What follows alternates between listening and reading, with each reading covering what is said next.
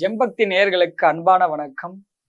இன்று நாம் பார்க்க உள்ள தலைப்பு பருவதமலையின் திருநீரின் மகிமைகள்.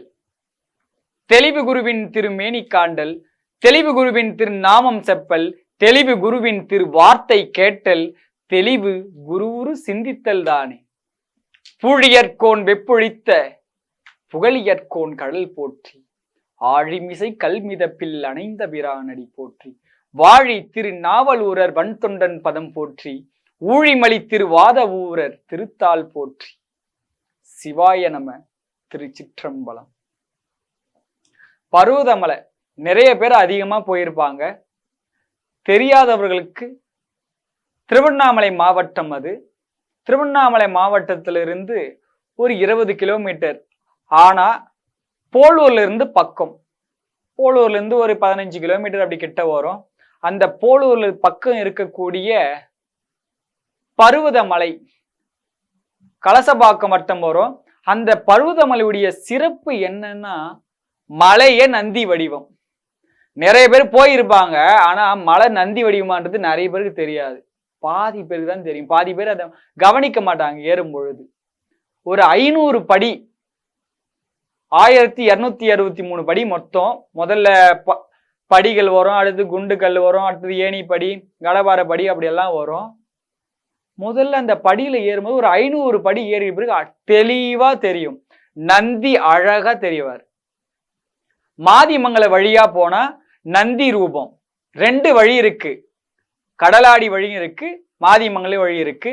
மக்கள் அதிகமா 90% போகக்கூடிய வழி மாதிமங்கலம் தான். அந்த மாதிமங்கலத்துல இருந்து பார்க்கும் பொழுது மலையே நந்தி வடிவமா இருக்கும். கடலாடியில இருந்தா சிவலிங்க வடிவமாக தெரியும். மலை மேல, திருவண்ணாமலை மேல இருந்து இந்த மலையை, பருவதமலையை பார்த்தா சிவபெருமானுடைய திருவடி அழகா தெரியும். அந்த மலையே திருவடிதான். முதல் பாதத்தை எடுத்து வைத்ததாக தலபுராணம் சொல்லுது. சிவபெருமானுடைய முதல் திருவடி அந்த மலையின் மீது வைத்ததாக. ஆனா மலை மேல இருந்து பார்க்கும் பொழுது அழகா திருவடி அழகா தெரியும். கீழே இருந்து பார்த்தா நந்தி வடிவம், மாதிமங்கத்திலிருந்து பார்த்தா, கடலாடியிலிருந்து பார்த்தா லிங்க ரூபம்.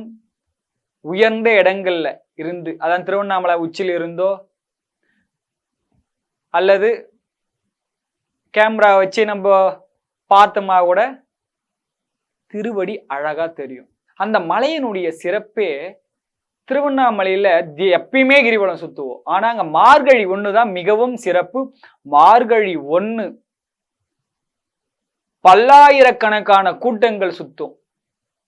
மிகவும் சுற்றளவு அதிகமானது. ஒரு 28 கிலோமீட்டர் கிட்ட இருக்கும். அந்த 28 கிலோமீட்டர் கிட்ட கிரிவலம் சுத்தணும். இப்ப பாதைகள் எல்லாம் சீரமைத்திருக்காங்க. அதனால அந்த பருவதமலை கிரிவலம் மிகவும் சிறப்பு. அந்த பருவதமலையுடைய கிரிவலம் என்னன்னா, அந்த மார்கழி 1 சுத்தினாலே வருஷம் ஃபுல்லா கிரிவலம் சுத்தின பலன் கொடுக்கிறார். அந்த மலையின் ரூபத்தை கண்ணால நீ ஒரு முறை கண்டாலே எல்லா ஆலயங்களையும் தரிசித்த புண்ணியம் கிடைக்கும், பலன் கிடைக்கும். மேல இருக்கக்கூடிய மல்லிகார்ஜுனர் சின்னதாதான் இருப்பாரு, ஆனா மிகவும் சக்தி வாய்ந்தவர். அந்த மல்லிகார்ஜுனில் இருக்கிறதுல நிறைய பேருக்கு தெரியாது. பருவதமலையில அந்த திருநீருக்கு இணையான சக்தி எந்த தலங்களிலுமே அந்த இணையா ஒரு சக்தி இருக்காது. அப்படி ஒரு சக்தி நிறைந்தது மல்லிகார்ஜுனுடைய திருநீர்.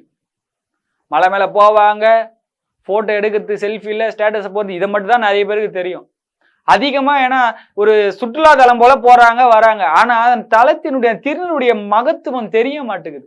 ஆன்மீகவாதிகளுக்கும் போறாங்க, அந்த திருநீரை எடுப்பாங்க, வைக்கிறாங்க, எல்லா திருநீரோட கலந்து வச்சிருவாங்க. திருநீருடைய சிறப்புக்காகவே இந்த காணொளி.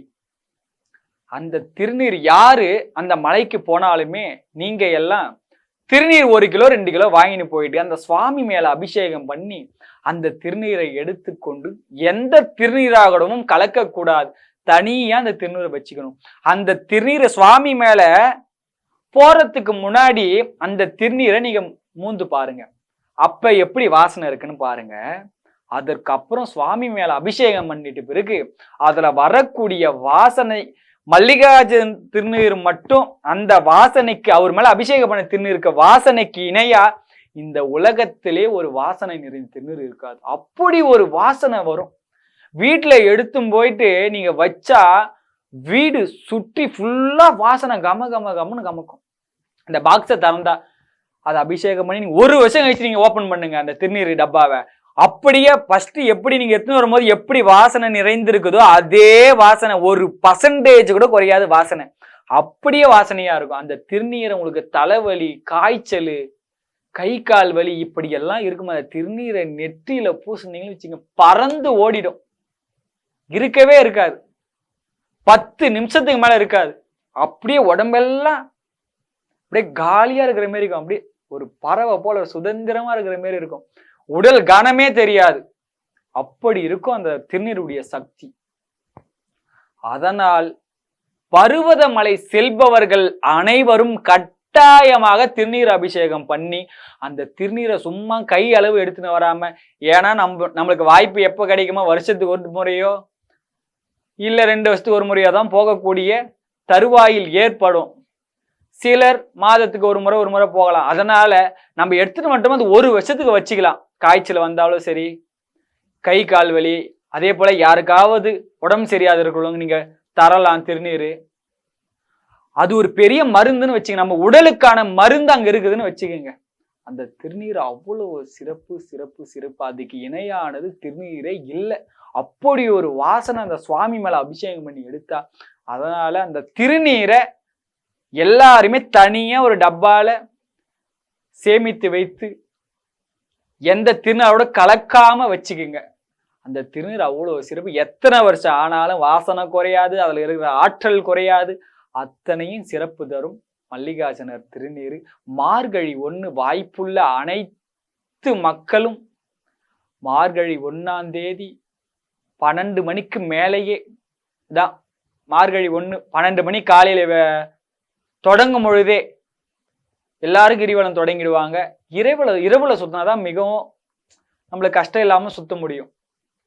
ஏன்னா வெயில் வந்துச்சுன்னு சுத்தது கொஞ்சம் கஷ்டமா இருக்கும். அதனால வெயில் வரத்துக்கு முன்னாடியே நீங்க அந்த மலையை சுத்தது ரொம்ப நல்லது. சுத்தனா அவ்வளவு சிறப்பு. அந்த 1 வருஷமும் அப்படியே ஒரு சிறப்பா போவோம் பருவதமலை கிரிவலம். அதனால அனைத்து மக்களும் பருவதமலை ஒருத்தர் கண்டிப்பா பிறந்துட்டோம்னா ஒரே ஒரு முறையாவது அந்த மல்லிகார்ஜுனரை போய் மேல பார்த்து அவருடைய அபிஷேக திருநீரை நீங்க நெற்றில பூசணுங்க. அப்படி ஒரு சந்தோஷம். அந்த திருநீர் என்னன்னு நான் சொல்ல, அப்படி ஒரு ஆனந்தம் இருக்கும். இந்த திருநீருக்கு இணை ஒண்ணுமே இல்லை. அப்பனா திருநீருடைய சிறப்பு என்னதான் இருக்கும். பருவதமலை போனவங்களுக்கு தெரியும் அதனுடைய வாசனை எப்படி இருக்குன்றது. அங்க ஒரு மூலிகை காற்று அப்படி இருக்கும். மலை மேல ஏறும்பொழுதெல்லாம் ஒரு தனி சுவாசம் வேற எங்கேயுமே கிடைக்காது. மன நிம்மதி அப்படி இருக்கும். நீ வேண்டவே தல சுவாமி, மலை ஏறும்போதே மொத்தமே அருள் கிடைச்ச மாதிரி ஒரு அப்படி இருக்கும் உடம்பு. நானா இவ்வளவு உச்சி மேல ஏறினேன் அப்படின்னு நம்மளையே நம்ம ஆச்சரியமா பார்ப்போம். அப்படி இருக்கும். மேகங்கள் எல்லாம் நமக்கு கீழே இருக்கும். காலையில சூரியனுடைய வெளிச்சம் அப்படி ஒரு பிரகாசமா இருக்கும். அதனால பருவதமலையை கண்டிப்பா 1 முறையாவது உங்க வாழ்க்கையில போயிடுங்க. அந்த 1 முறை திருநீரை நிறைய ஒரு மேல அபிஷேகம் பண்ணி 1 கிலோ கணக்குல எடுத்துட்டு வந்துருங்க. எடுத்துட்டு வச்சுக்கலாம். வருஷம் கணக்கா உங்களுக்கு காய்ச்சல் வரும்போது வச்சுக்கலாம். கை கால் வலி இருக்கும்போது பூசனா சரியாயிடும்.